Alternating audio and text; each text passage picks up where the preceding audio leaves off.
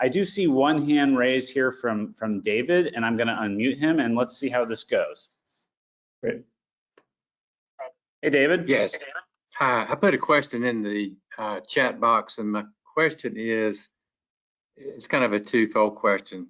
One's theoretical, one's an actual case. The theoretical question is, if somebody has life insurance at retirement, and the life insurance is guaranteed to last through retirement, how do you show that as a deferred asset? Say a little bit more about that, David, when you say it's guaranteed to last through retirement. So is this a paid up policy? Well, you could have a paid up policy. You could have a policy that has dividends in excess of the premiums. Okay, well, the guaranteed premiums or the guaranteed dividends are in excess of the guaranteed premiums. Well, dividends are not guaranteed. Well, that's my point. So then it's not really guaranteed. Well, the dividends aren't guaranteed, but the death benefit is. Okay, but so that's an estate asset then, right? If you're planning to hold it until death, it's an estate asset. Okay, so how would you show that in the software? Well, okay, the way I would think about, we have, basically there's two kinds of, we've got term policies and we have whole life policies and they have different names. Whole life policies have different names, universal life policies, but a term policy is you're just buying insurance basically through time, maybe on a fixed payment for 5 years or 10 years, fixed term. And then if you die, whoever you leave the money to gets the money. And our software is recommending term insurance. It gets to be very expensive after you get to be in your older ages. So we have an option under settings and assumptions where you can turn off the programs telling the client that they should be buying life insurance because it may just be too expensive and the survivors would just have to take a lower living standard. So one thing I'm hearing is that your client, this potential client, has some term insurance. There's some component here that's. I think it's actually a whole policy. I've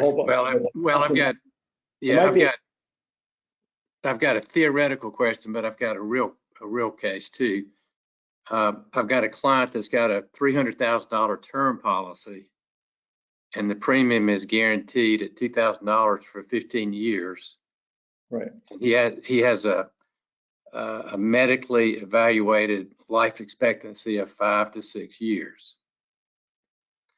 Okay. So if there's a 99% chance that somebody's going to die in 6 years, and they've got a $300,000 guaranteed tax-free benefit, how do you show that as a balance sheet?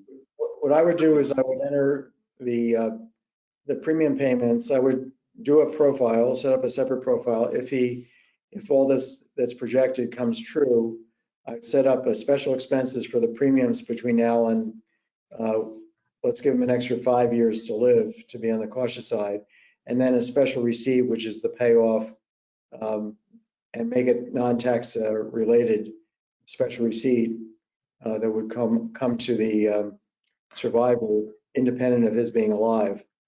So okay. Contingent. So that's how I would treat it, and because that's a for sure kind of asset is what you're saying.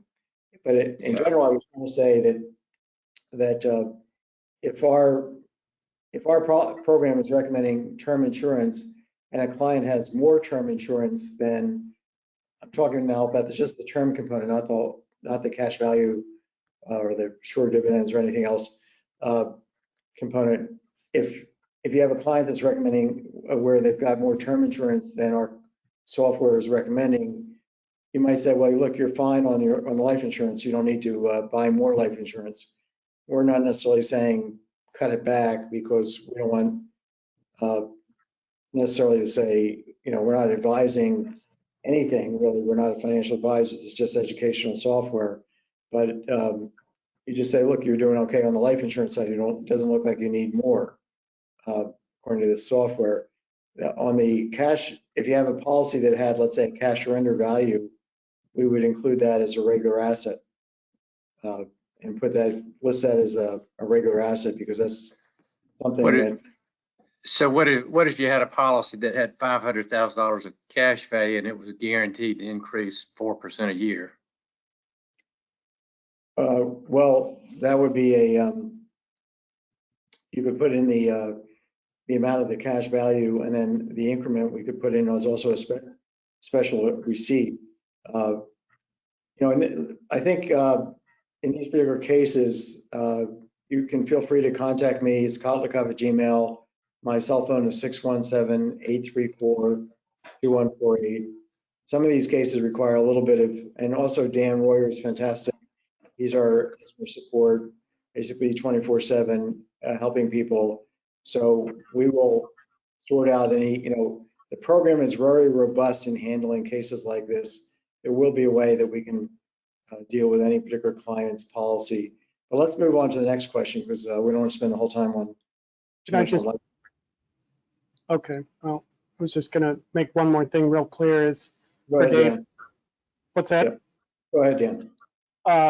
David, what Larry was saying earlier was you would set the maximum age for this gentleman to less than, if he's thinking 5 years, living for 5 years, maybe you set it for 10 years, and then the special receipt for the payoff, the death benefit, goes to the survivor in his or her, I guess hers, first year as a survivor. So that's where you put the death benefit, and you shorten his lifespan by selecting his name and changing his maximum age from whatever it was defaulting to, 95 or 100, down to 70 or whatever is still a cautious assumption. So I just kind of wanted to fine tune that a little. Yeah, all right. That makes sense. Yeah. All right. You can enter this as a contingent special receipt, and under special receipts, it's not tax related. Alex, let's go to the next question. Go ahead. Yeah, I want to move on to a different David here. And he wanted me to read this one out loud, so I'm going to do that. He asks, is there a way to enter inherited IRA, RMDs, and Maxify, or some kind of conservative estimate? Well, does he mean will Maxify calculate the will it calculate the RMDs? Is that the question? He's asking, is there a way to enter them? Inherited IRA, RMDs, and Maxify. Yeah, not yet, but we have this high on our to-do list. There's no explicit way where you can enter, but we will be modifying. Wait a second. So you can certainly enter them. It's not right. You can certainly put them in as a special receipt if you want, right? As a receipt, but you can't.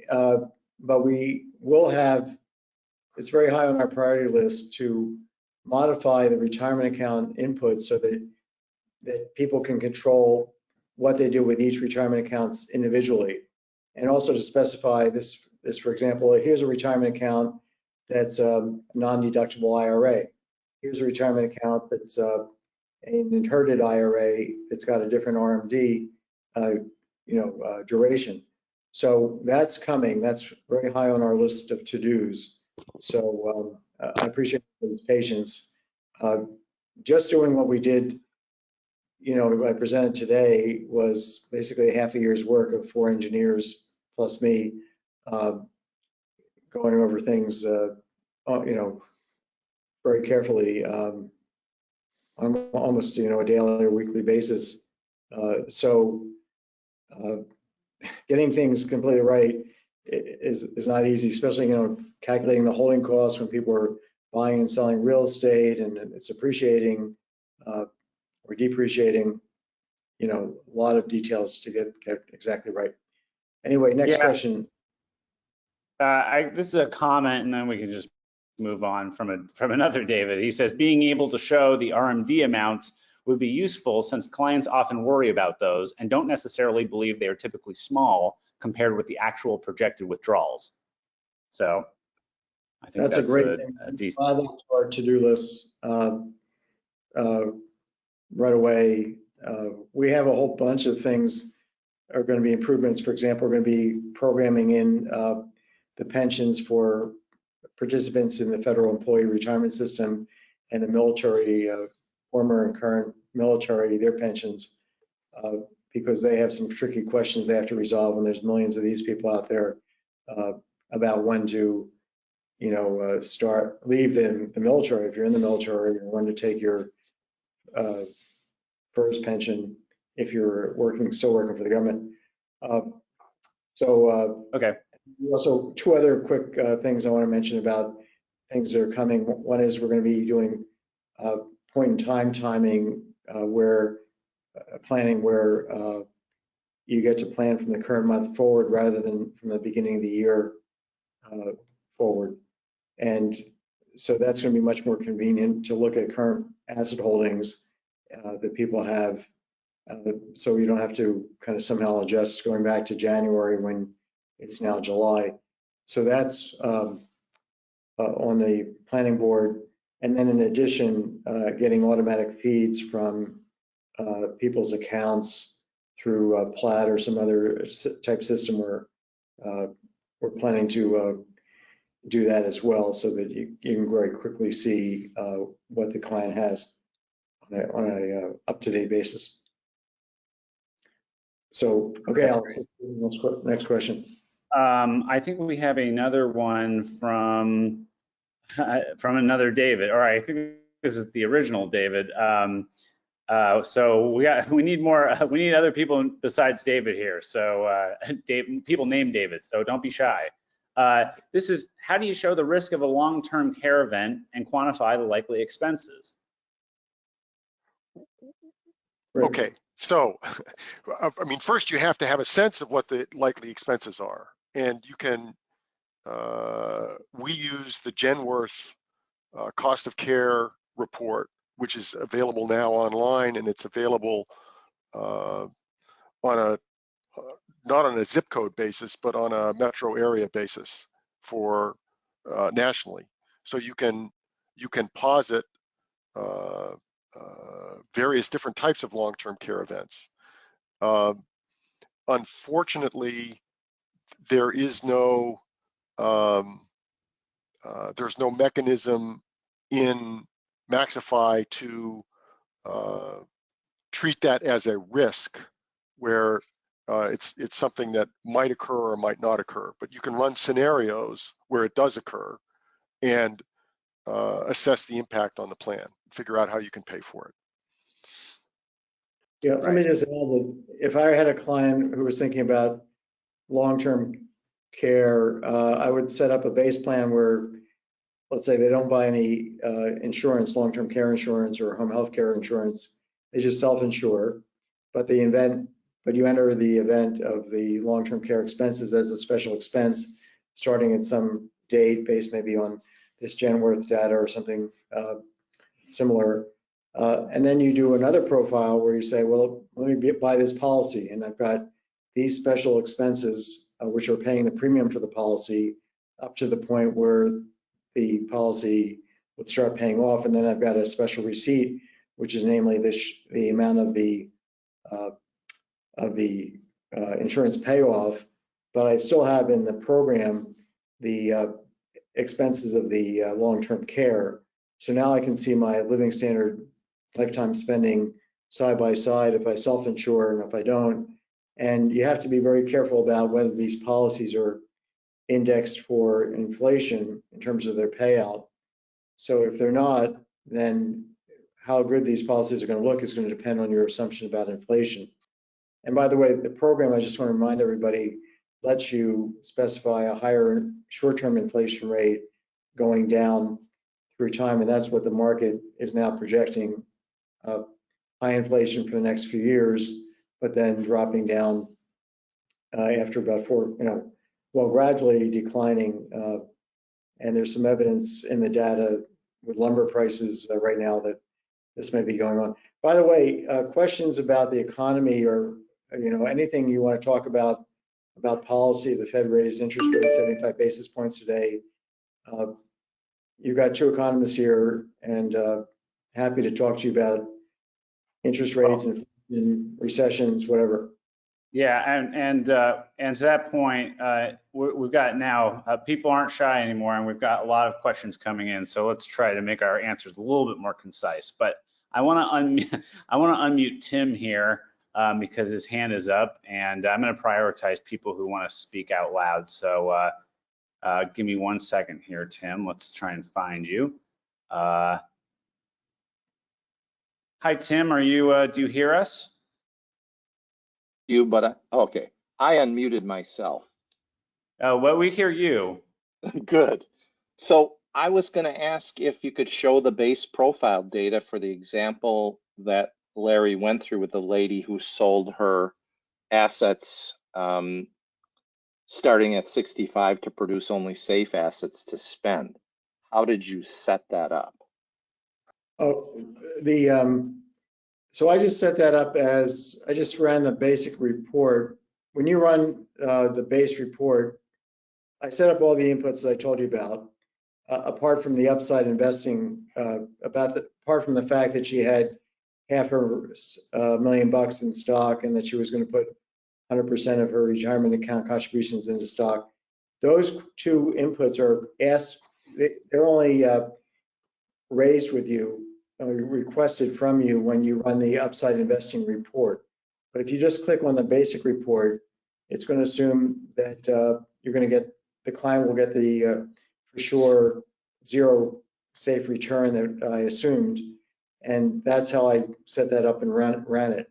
So that gives you a floor where the client's not in the market, he's just investing, she's just investing in tips and earning a zero return. That gave you the $61,000. And then when I went from there and I said, okay, let me now not run that report, but the upside investing report. And that's where I was asked a few more questions before the thing actually ran. Okay, I guess I'll have to see it to understand it then a little bit better when you guys release that. The other thing I was going to ask, since you mentioned inflation and the ability to scale it down, was are you going to, I know you guys update the recommended inflation rates and real return rates in the program.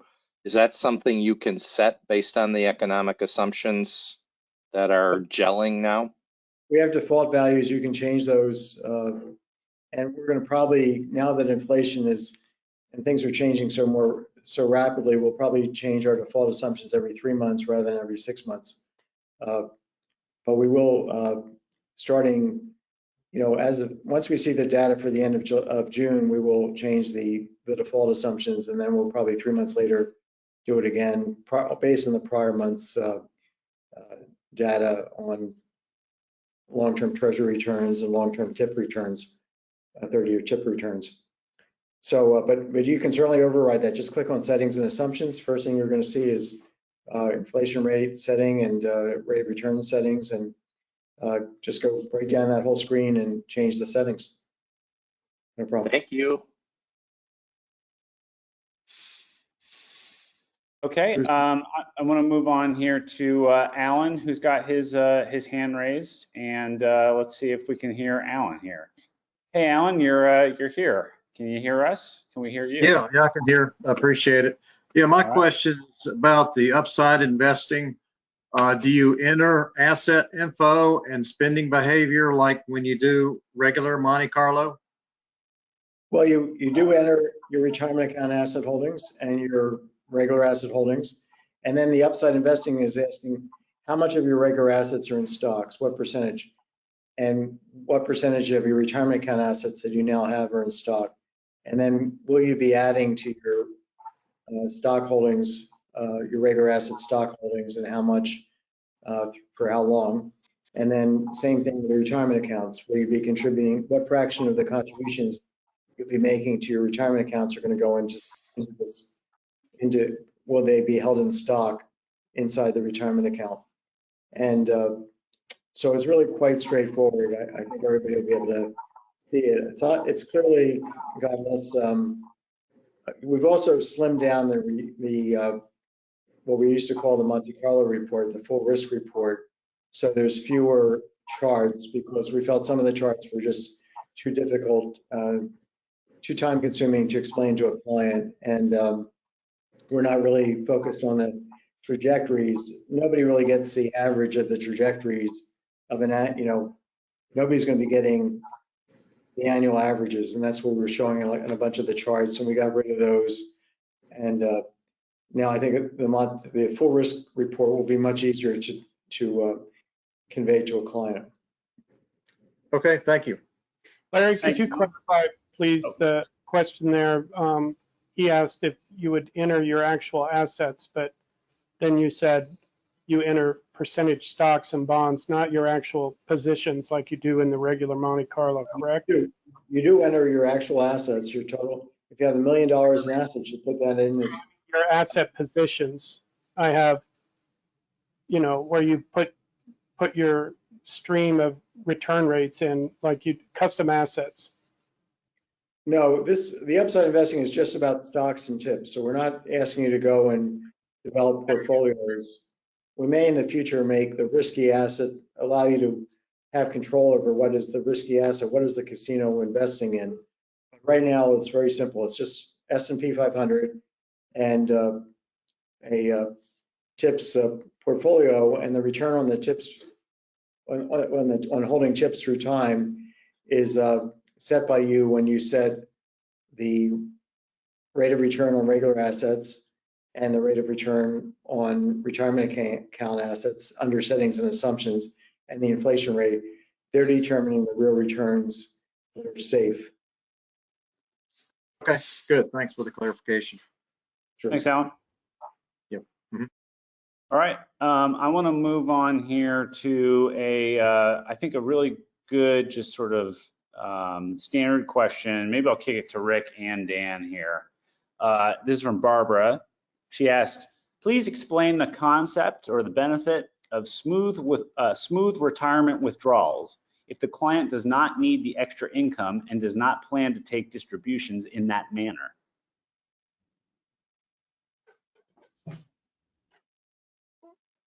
Well, I'm not, the benefit of it, if the client doesn't need the extra income and doesn't plan to take the distributions in that manner, is, I don't think there is one. And the concept of smooth retirement withdrawals is just to take them smoothly. But I don't think it's helpful to, I mean, I don't think it's helpful to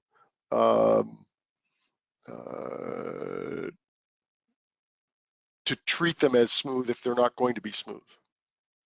I could add to that the benefit of one way to think about the smooth withdrawals is it's a way to safely liquidate your entire pool of retirement assets by the end of the model.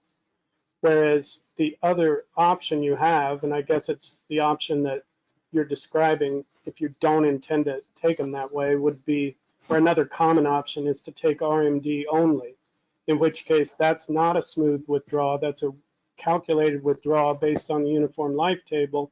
So every year is a little different amount based on that table.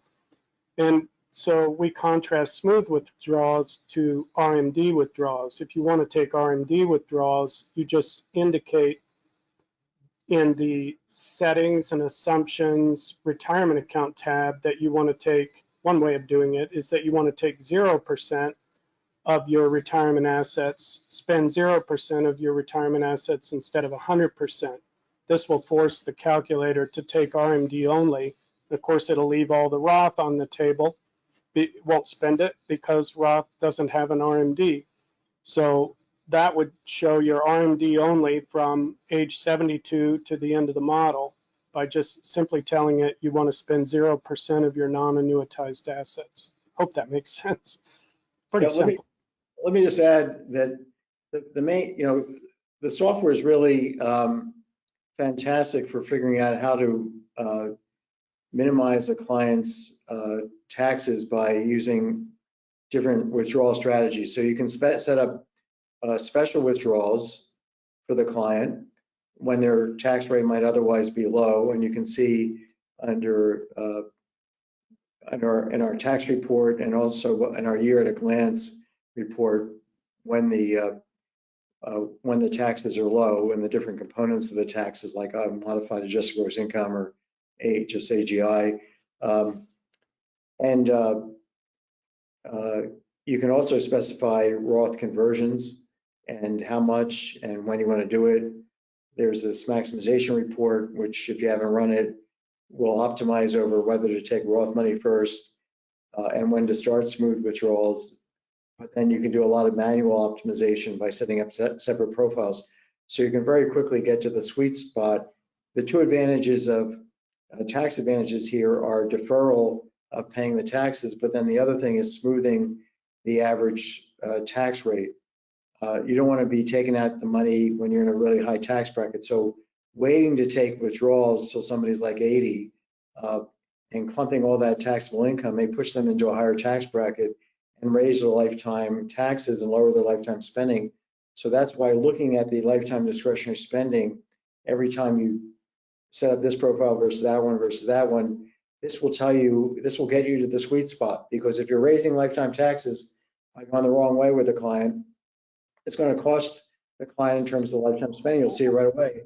But the other side of it is, Larry, that the client may be planning to leave the IRA, the balance in the IRA, to an heir, and the heir may be in a lower tax bracket. So the RMD strategy would be, and you might want to compare the RMD strategy to the smooth withdrawal strategy. Right? Oh yeah, and then we also have the estate report, so you can see what estate will be left. Absolutely. So okay. And the balance sheet also shows you the retirement account bequest that's being left, so you see that right there too. Next question. So next question, because we've got a number of questions coming in here, and again, this is from a different David. He asks, could you talk more about how clients should interpret a Maxify report created a couple of years ago when all the numbers are out of date due to just inflation? Are planners updating these plans annually, every few years, or just on request? So I can tell you what we do. Yeah. I can't speak for all planners. We have some clients for whom we update the plans every year. We have other clients for whom we update the plans on request. If we're working with a client who is in a pretty stable situation as far as income and expense is concerned, and we're trying to figure out where they are, and we did a plan for them several years ago, you can do that by looking simply at the asset balances and seeing where they are. And you have to inflation adjust those, but you can see where the asset balances are relative to what the projection said they should be, and you inflation adjust them, and then you can see, oh, the assets are larger than we thought they would be. They're ahead of plan. Or the asset balances are smaller than we thought they would be. They're behind plan.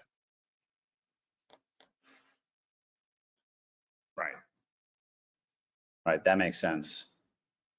Okay, we have some got some more questions here. I really encourage more people to see if they would have the gumption to unmute. I think that's a great way for us to get to know you and for you to kind of get to the nuance of what you're trying to ask.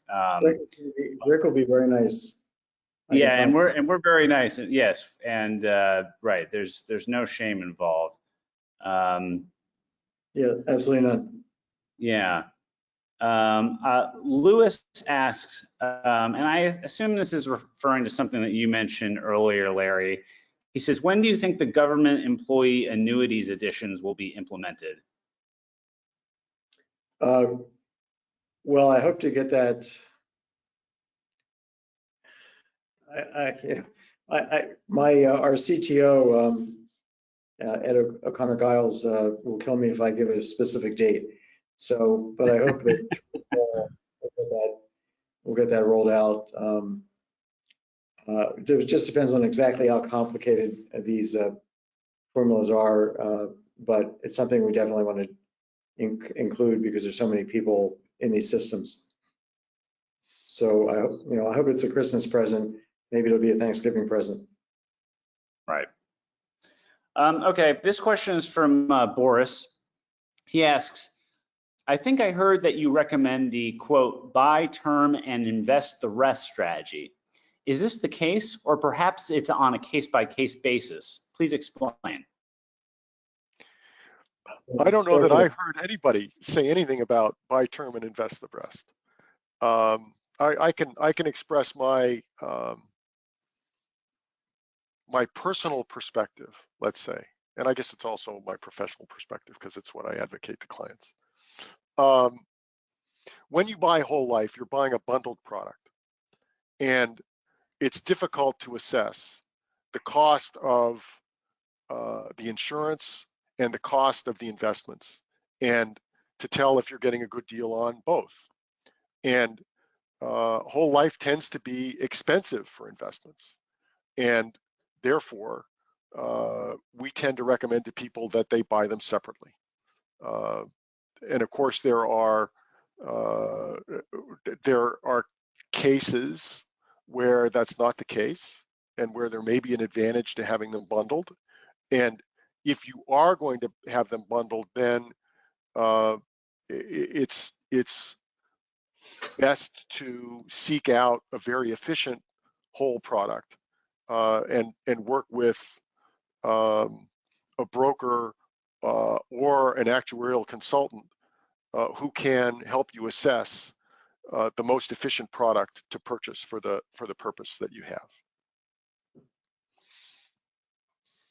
Right. I saw that that Boris has hands up. I don't know if he withdrew. Maybe he wants to add in here. Let me unmute him. If we've already answered his question, then we can just move on.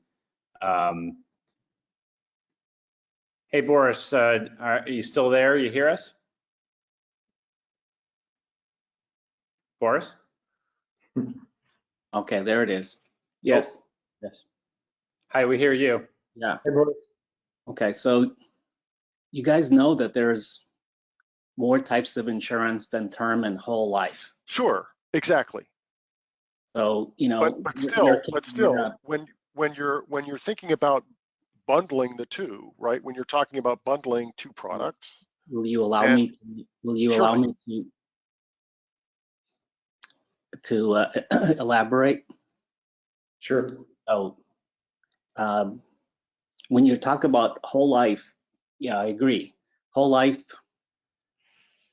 as a permanent life insurance for some people is an appropriate thing. However, like you mentioned, the details of what's inside the policy are not transparent. I would not recommend this as a saving strategy to anyone. However, there are a number of universal lives and variable universal life strategies that do offer people a way of putting money away after tax dollars with floors and pretty good returns, especially if you take because with different indexing strategies you can do pretty well on that. So yeah, so basically that's kind of like what riled me was like when I hear people talking about only term and whole life and not considering these other options, it makes me wonder.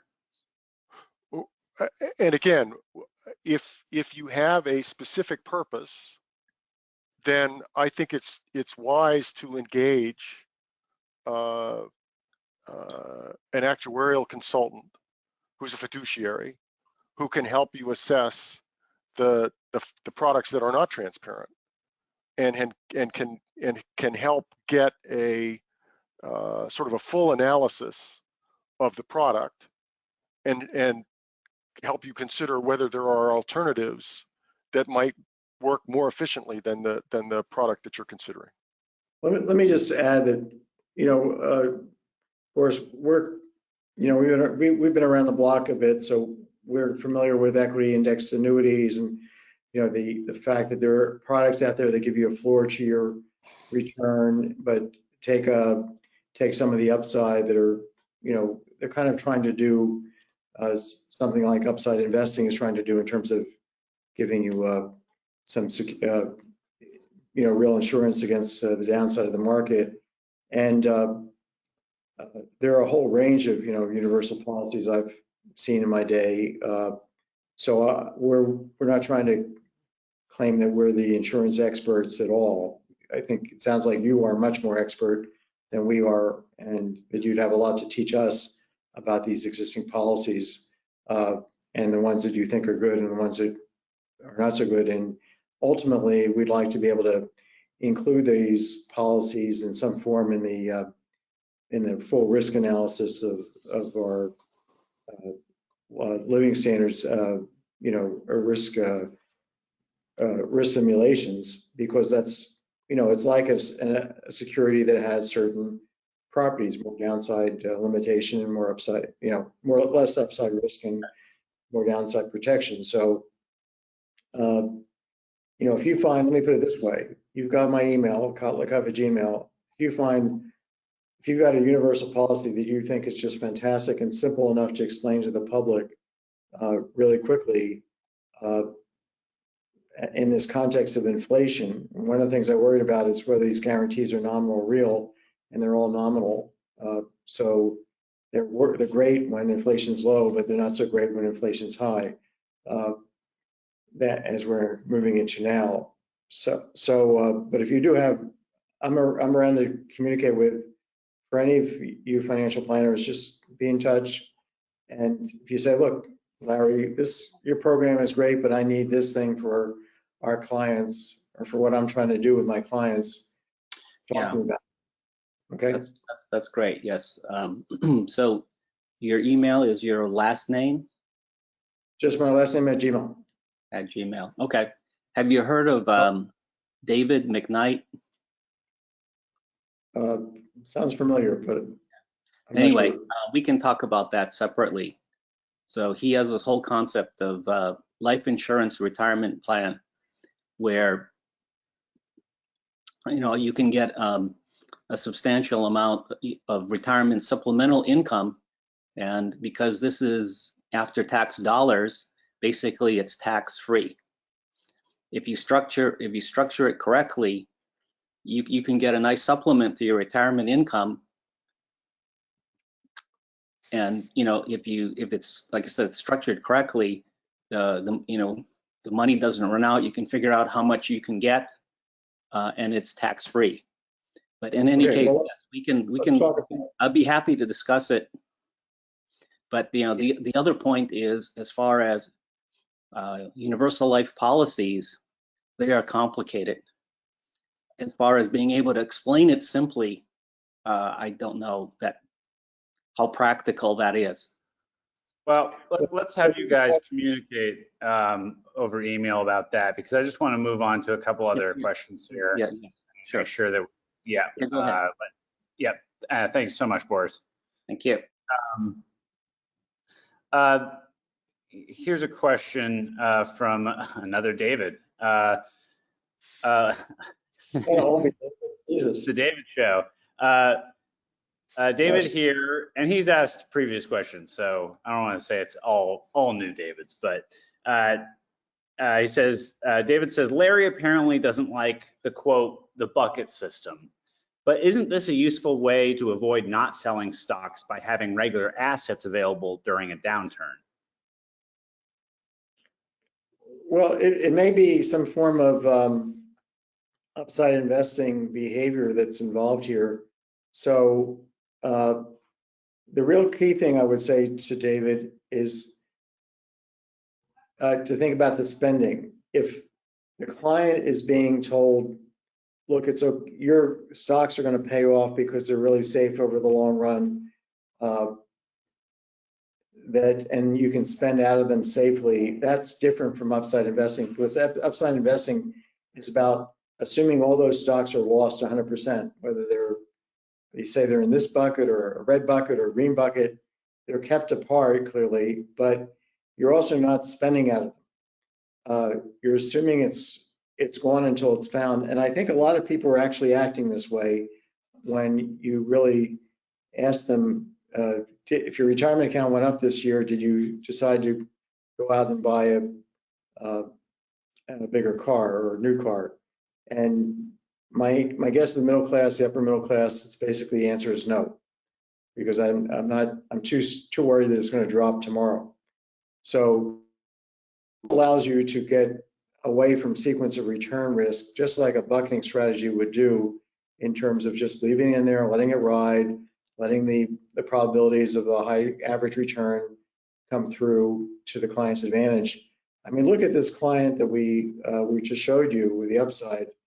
That fifth percentile did not, was significantly higher than the base profile, assuming the base case report, assuming she didn't invest anything in stock.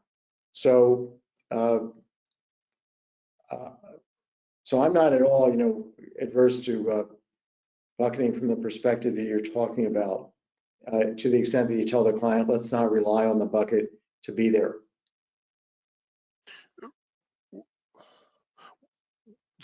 Well, if you talk a little bit more about the bucketing strategy, right? It says I have a bucket of cash, and I can spend from that even though my stocks are down, and I can spend from that as in effect as if nothing had happened, right?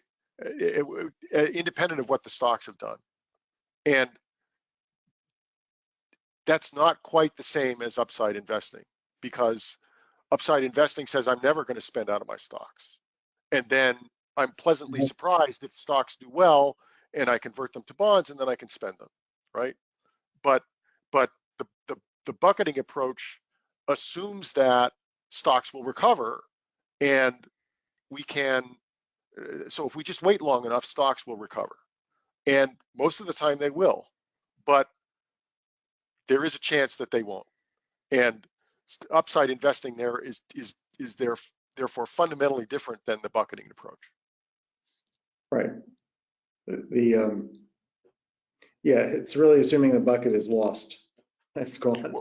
Well, but here I think we're talking about a bucket of cash, right? So when we're going to spend out of the bucket of cash because we know it's going to be okay, right? And we've got 3 years of spending or 4 years of spending or 5 years of spending in cash, and then we have the stock sitting off to the side, and we're waiting for stocks to recover so that we can then refill our bucket. But if they don't recover, then you have a problem. Whereas with upside investing, you're saying I'm only going to spend out of my cash, only ever going to spend out of my cash. Out of your tips investment. Yeah, out of your safe asset. Right. Because cash is not at all safe today. I agree. But anyway, next question, Alex. Okay. Questions are actually slowing down now. Maybe this has already been asked before. Let me just also check to make sure there aren't any hands up right now. Actually, Alan has his hand up again, so we're going to have Alan come back on for a moment here. Cool. Hey, Alan, you hear us? Yeah, I hear you. Hey. Yeah, just following up on what you guys were just talking about, that you got your tips bucket and the stocks bucket, I guess, well, in upside investing. So do you set that up in settings and assumptions, or is that part of the upside investing report screen? Is it your assumed rate of return? In the upside investing screen, you specify how much of your regular assets are in stock that you're not going to be, you're going to treat as gone, okay, as found. And same thing with your retirement accounts. In the upside investing screens, you're going to be asked there about how much of your retirement account assets, and also how much contributions, what share of your contributions will be put into stock through time. So it's really quite straightforward. Alan, let me ask you a question, which is, are you using the software with clients in real time? Is it something you're kind of investigating using, or is it something you've been using, the program? Not for clients. I've been using it personally, just looking at it right now. Okay. Do you think you might use it with clients? Is there anything that would keep you from using with clients that we could add to make you use it with clients? We have thousands of clients, households using it, and we have very active, for years now. And we have the download program. We've been in business for 29 years. What we're not finding is a huge uptake by financial planners yet. And wondering, part of what I'd like to find out is what the hesitancy is. It seems pretty straightforward. There's free ways to, the basic report, the maximization report together can find safe ways to raise your client's living standard, whether it's, saving taxes on their retirement account, withdrawal strategy, whether it's maximizing their Social Security, whether it's downsizing, whether it's retiring later, whether it's moving to a low tax state. All these things can raise people's discretionary spending. Of course, there may be a cost in terms of requests, which we are now trying to make more explicit. But if you can make your client, in a context where the market's dropping 25% so far this year, if you can have your client say, look, I figured out a Social Security strategy and a couple other things that are going to raise your, you just lost $100,000 in the stock market, but I just made you $300,000 here. Seems to me that client is going to be your client for life because they know you can't control the stock market. Yeah. Yeah, nothing comes to mind now, but if I think of something, I'll email you. Okay. Yeah, thanks. Sure. All right, thanks, Alan. Mhm. All right, let's take a look here at if there's any other questions in the question box here that we want to. Let's see here. Here's one from Susan. She asks, if a client who is a teacher will receive a pension for life once he retires, how does this impact the calculation of the living standard? Does this make his exposure in stocks less risky? Yes, except it makes it more risky to inflation unless the pension is inflation indexed. And also, if the pension is from a state, it was from employment that was not covered because it might be a state or local worker who was in a pension plan that was not covered by Social Security. In other words, FICA taxes weren't taken out of his pay or her pay, then that person is going to get lower Social Security benefits, and the program will calculate this because of the windfall elimination provision and also potentially because of the government pension offset provision. So, it could be that the pension's inflation index and it's a healthy pension, and that's a great thing, but they may get less Social Security or zero Social Security. So in general, that person may not be, in a safer position going forward than somebody who was not getting a government pension or a pension. William here has his hands up, so I'm going to unmute him and let's see if we can speak to William. Hey, William, are you on? Do we hear you? Do you hear us? You might have to unmute yourself. Yep. Okay, I did. Yeah. Hi, William. Okay.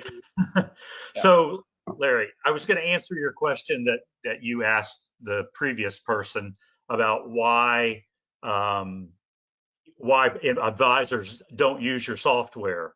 And I do use your software, and I've used it for a number of years. I find the software is very easy for me to understand because, I'm a CFP and I understand all the numbers you put in there, but I find the clients get lost in the number of pages and charts and graphs. A lot of other software out there is a lot more visual with the charts and graphs and makes summaries of things. So, you might get a one-page report, and it's very hard to do, especially when you're doing a Zoom meeting, to go through, I don't know how many pages you generate, 40 or 50. I find every page beneficial, and it helps me for the client. But I've always thought that financial planning was for the advisor and not for the client, because I'm the one that's interpreting the data that's going to lead to my recommendations.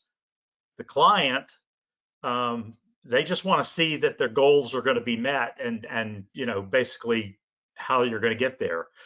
And so, I mean, I'm all I'm saying is that, you know, I believe in your numbers and I believe in the process, but I think it's very complicated for the average person to follow along. You know, like even discretionary spending, that's a hard concept for people. They don't know if that means everything extra or everything that's not fixed. I mean, these are all just terms to them. I hope I'm making some sense there. And I was going to make one other point from the last person. My wife's a teacher and she's on the FRS system. And so her pension's going to be indexed, but it's not indexed with inflation like I think your program does. It's indexed at a specific rate. So like it's 0.75% a year. It doesn't matter whether inflation's 0 or 10, you know, she's only going to get 3/4, you know, and I don't know how to put that in.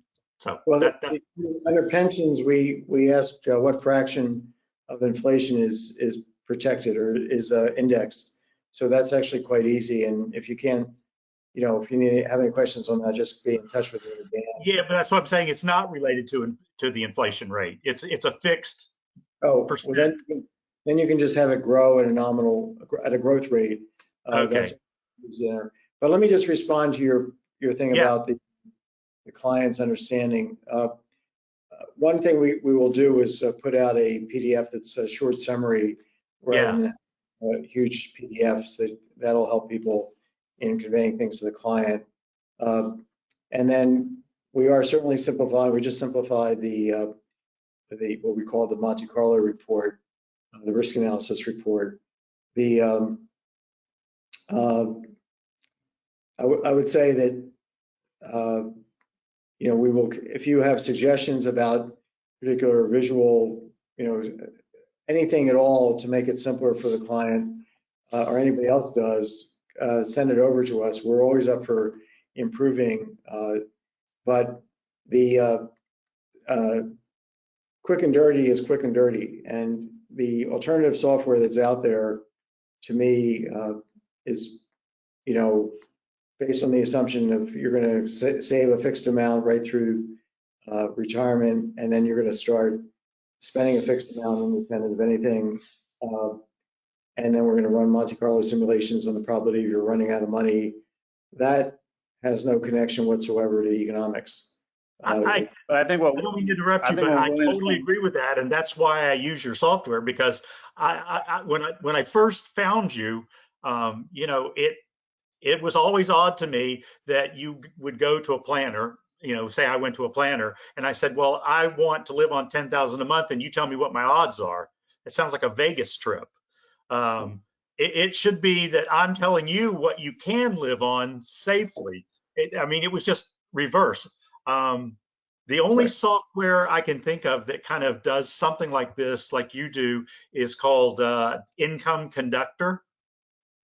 And it'll turn out a little one page and it's graphics, but it's based on the bucket system. And so basically it's taking your life and segmenting it over 5-year periods and saying, you know, in the first period, you should have no market cash, no market risk. In the second one, you know, maybe conservative, moderate, you know, on up, so that you can show somebody that, you know, the money that's going up and down right now, say you're losing money in the market, that's your money that's you need in 25 years.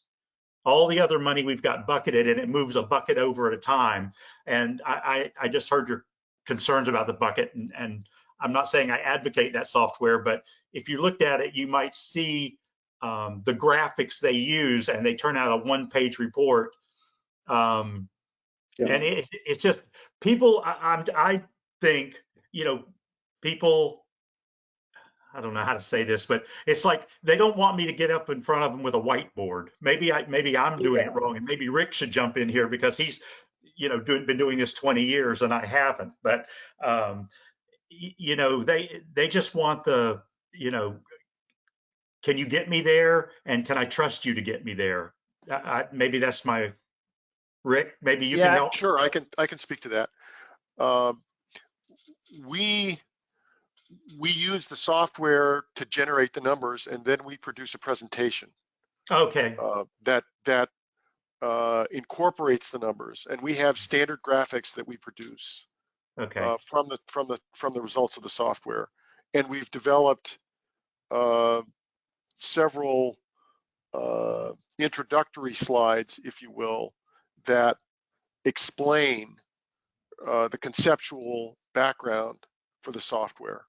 Okay. And we don't talk about it as dynamic programming unless we have a math professor as a client. Right. But otherwise, we talk about it as basically in terms of present values, right? And we can get a present value for, and the lifetime balance sheet is perfect for that, right? Because it's all present values. Yes. And so in a sense, we start with the lifetime balance sheet, and we start with a conceptual lifetime balance sheet. And we say, this is how we calculate how much you can afford to spend. You take you take your all your resources, you subtract your committed spending, we call it committed spending, which is the fixed expenses. And we talk through the various categories, and we have, while there are, I don't know, 10 or something on the software output, we talk through 4 categories, which are taxes, insurance, special, and housing, right? Okay. Those are the 4 committed. And then we're left with what you can spend on discretionary spending. Okay. And you spread that evenly over your lifetime. And people find that, I think people find that very straightforward to understand. But it took us a while to develop that presentation approach.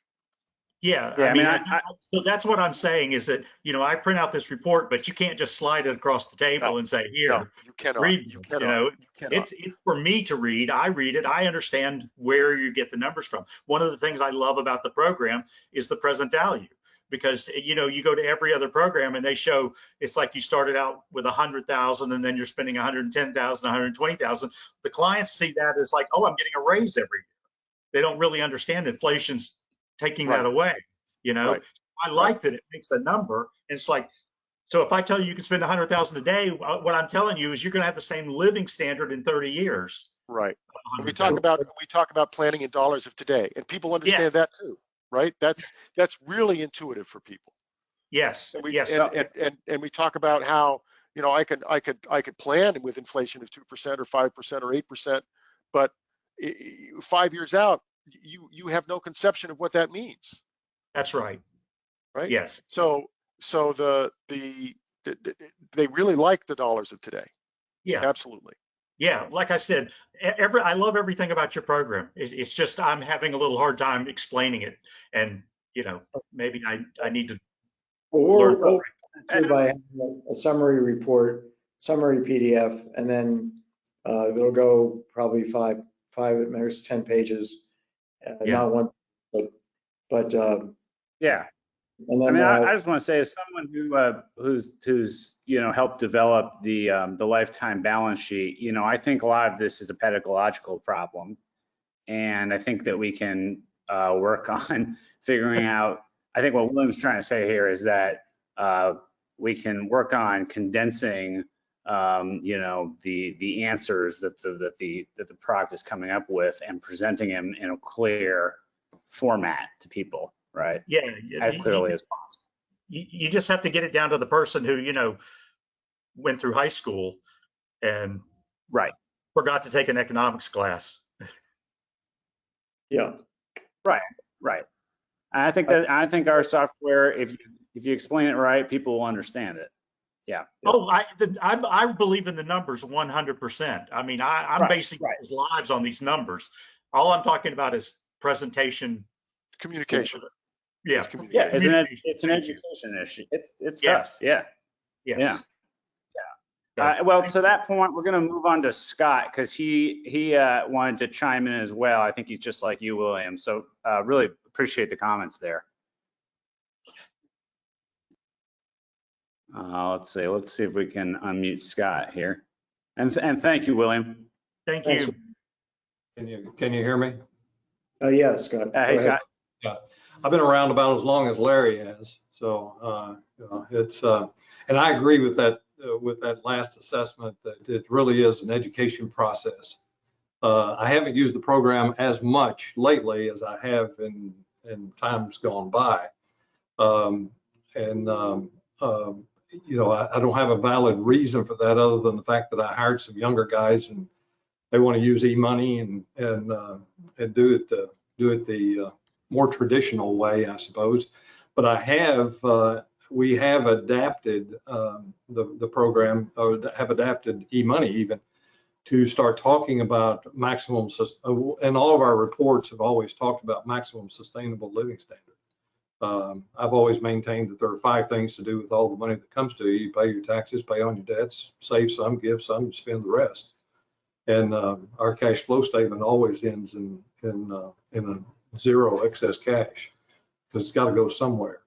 And so we construct our cash flow statements like that and then compare that to the maximum sustainable number. But I agree with the assessment that these reports, eyes glaze over.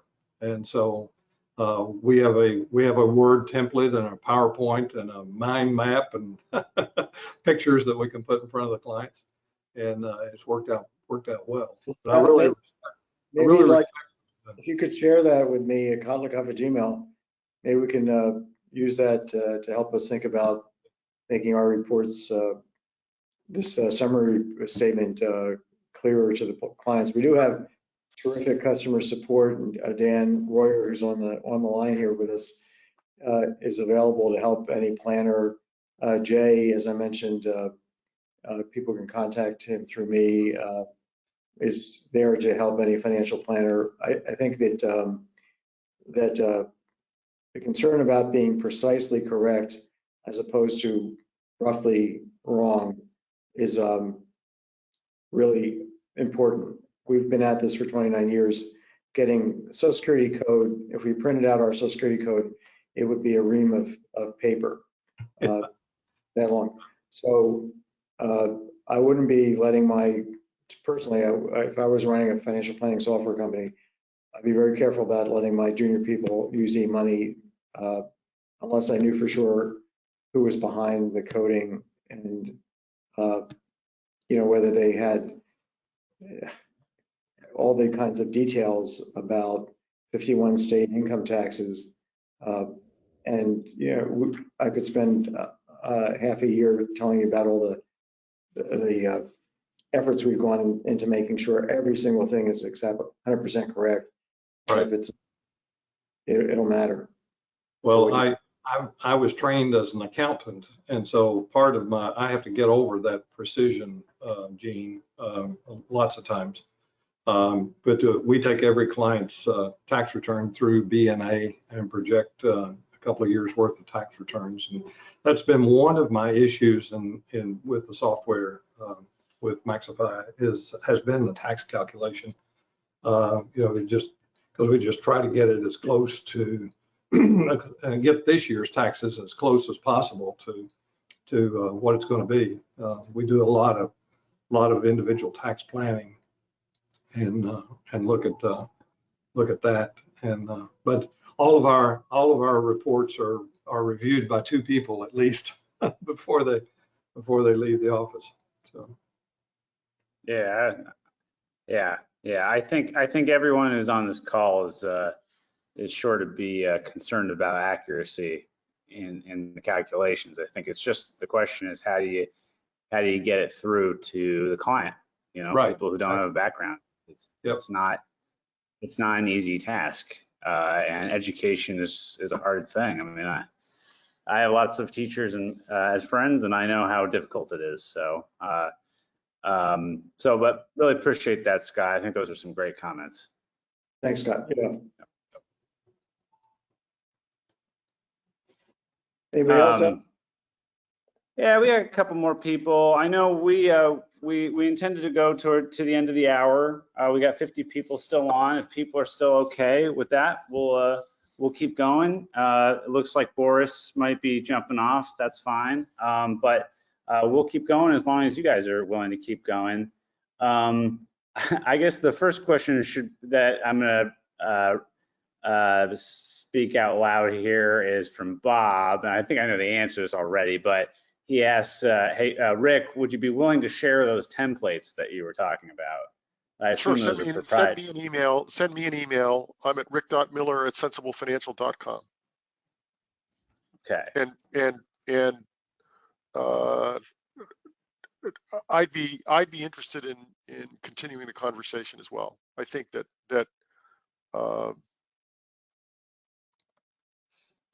it can only be better for everybody on this call if more people use the software. And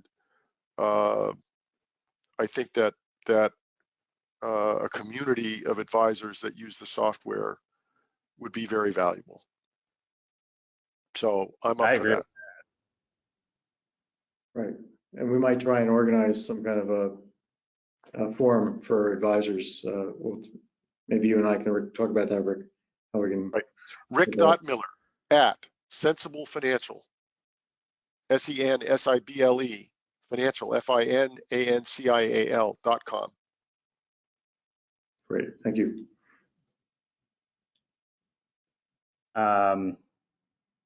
Yeah, I mean, we could even have like a symposium or something on, different ideas of the best way to sort of present the results. I mean, Alan here says, he presents an idea. He says, for a summary report for a pre-retiree, you could structure the report like their current paycheck for direct comparison, subtract out taxes, benefit cost, etc. Show it annually as well as their current pay period. He says that's just an idea. Even if not all those ideas work out, I think it's good to hear different ideas so we can kind of narrow down and figure out what's going to be the best for you guys. Definitely. Yeah, the year at a glance report kind of gets at that on an annual basis, and the lifetime balance is getting it for a lifetime basis. But anyway, we will keep at this. But Alex, what's the next question? This is from David. He says, can you change the setting of the order of the individual spreadsheets in the Excel report? I don't know that you can now, but I guess once you have the Excel thing open, I think you can just take the report and move it in Excel to the left or right. I think that's a trick you can do in Excel. It works. Take this particular sheet and move it to the left of this other sheet. I think that's a standard. So I would try that. But we will, in addition to having develop a brief or summary report, allow people to customize the reports that they provide so that they don't have to include 100 different reports. They could choose the 10 they want to show the client. So that's something on our to-do list as well.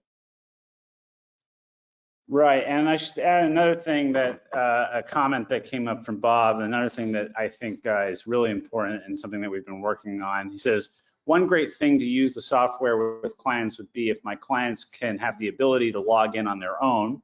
This way they can update some of their basic updated financial information. So what he's talking about there is a client portal.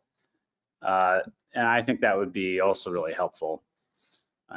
Hopefully others agree with me here on the call as well. Well, the client portal is something that's on our list to do, but we have developed a planner portal in the sense that if you're a planner and you have, let's say, 3 advisors working with you, you can turn the client, you can provide access to the client to those advisors, so that if you're away on vacation and you need your colleague to meet with them, you can specify that.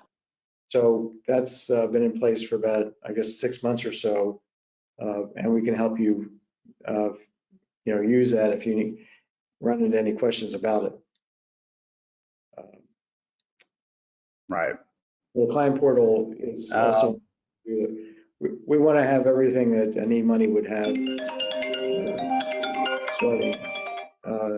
starting, hopefully by a year from now, all the features, apart from doing the planning in a much better way. Right. Okay, we're having less questions here versus comments on just backing up what Alan and William have been saying, I think that there is a question though earlier here in the chat, and let's see if this is still relevant. This is from Carl. He says, whole life is guaranteed when you have enough cash value in it. For example, if I have $1 million death benefit and a cash value of $500,000, how do you count it? My policy is not going away even if they cut the dividend. You count that as a regular asset. You would include that as a regular asset. Just enter that, because that's like cash in the bank. So that's where you would add it. You got to be clear, Larry, which are you adding, the $500,000 or the $1 million? The $500,000, the cash value. Right. The cash value, yeah. Any more questions, Alex? David says to the Excel spreadsheet question, he says, yes, I need to create a macro to change the order of the spreadsheets. I don't know if that makes sense to you. When I talked about a customized report in addition to the summary report, you'll be able to say what reports you want to include and in what order. So that's on our to-do list too. So we'll get there. Gotcha. Okay. Let's see. I think that David and William still have their hands up. It might be that they've already asked their question. I'll unmute you guys just in case here, and let's just see if there's anything else that you wanted to say. David, you there? Yeah, I'm here. So yeah, I just wanted to say that. Can you hear me? Yeah. Yes, we can. I just wanted to say that I love explaining the Maxify spreadsheets to clients. I'm very careful to point out the numbers that they should recognize. You know, their salaries, their assets. Talk about whether they're increasing or decreasing due to inflation, and just to show them that everything's there. And once they have the confidence that everything's in there properly, they're willing to look at the results. You know, what the living standard, discretionary spending are.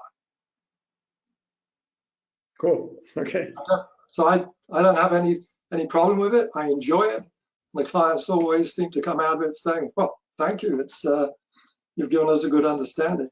So one thing I do is set up the base plan based on basic assumptions, and then run anywhere from a dozen to 20 variations on it for changing inflation, rate of return, longevity, social security strategies. Express those on a one-page sheet as percentage changes, so that they can look down that sheet and see where the big effects are. If they've got a lot of assets, then return on investment is probably going to be a very significant thing for them. Other than that, they can see how important inflation is, how important an extra 5 years of life is compared with the results. So they get a lot of value out of it. I just love it. So David, just on that, one other thing that we have on our to-do list is to add another deterministic report, which is going to be a sensitivity analysis report where you'll be able to quickly change things like maximum age of life for the client, or retirement age, or rate of return, or inflation, and very quickly get a comparison with the base plan. So that's kind of in line with what you were kind of saying. You know, show them the base plan and then say, well, what if this were different? Here's how things were different. So we are thinking about every possible way we can make it easier. But, you know, of course, if you add more things, then there's more things to take people through. So there's some clients who want to see everything in detail, and then there's some that just want the summary. And for them, you probably don't want to show them a 140-page report. You just want to encapsulate it. And so one thing that's been a great improvement is just using Zoom.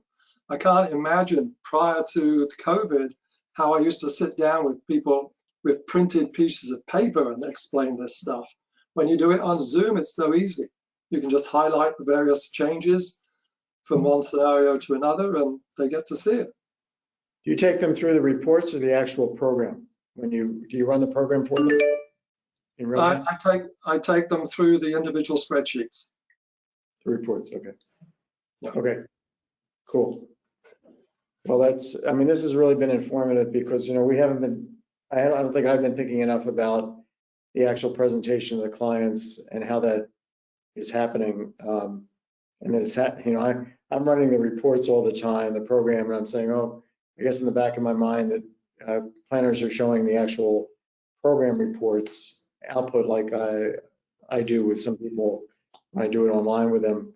But if you're showing the Excel reports, we have to make sure that all that is really simple, and maybe it's not just Excel, maybe it's a different format so that it's even easier to digest. So this has really been very useful for us. Thank you. You're welcome. Absolutely. Love the program. Thank you, David. Thank you, David. Well, looks like we're coming to the end of the hour. Not seeing too many new questions here. Okay. Let me just do a double check before we kind of close out here. Rick here has a comment. He says, he believes that the lack of adoption by other planners is due in large part because the other software is being marketed so heavily, and also the opportunity cost of switching over is a lot because there's a there's a learning curve to our software. But I think if we can also work on the reports and make those easier, my sense is that will also help planners get up that learning curve as well. But I think that's pretty much. Here's one last question, and it has to do with. I think it was it's David's question here, different David, a new David, and I think this should be the last question because this is really also about the state of the economy.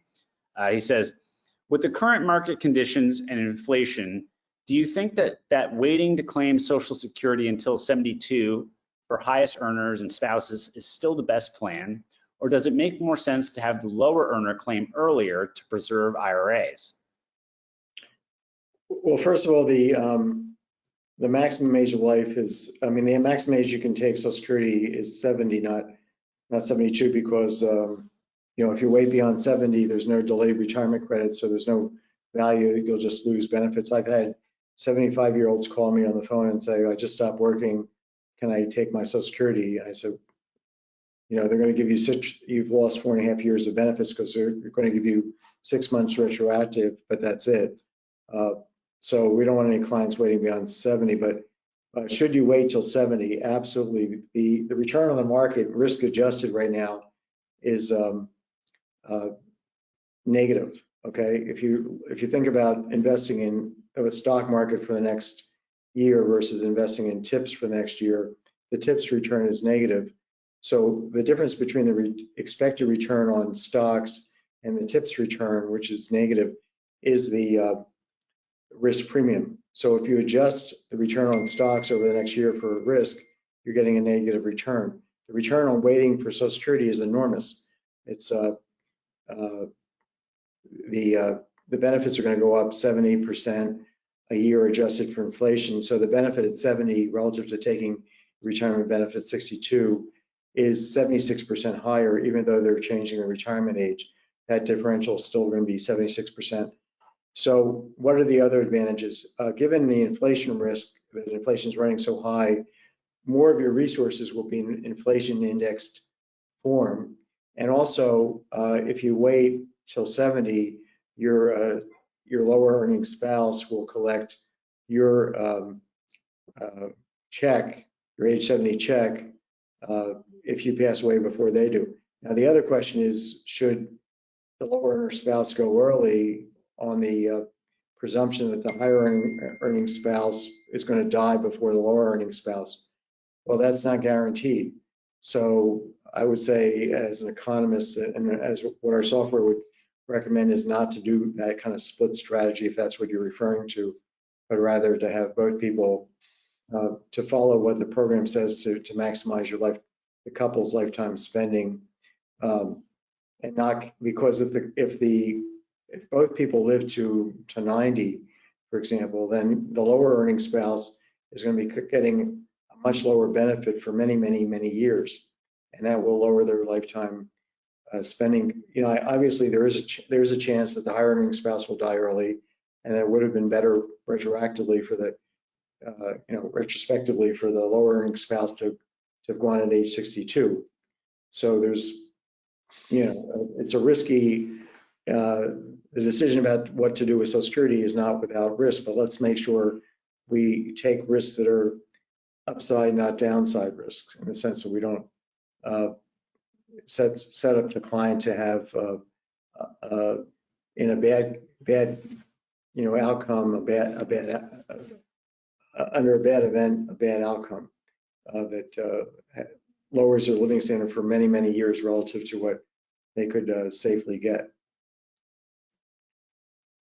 Any comments on that, Rick? Anything to add? I agree.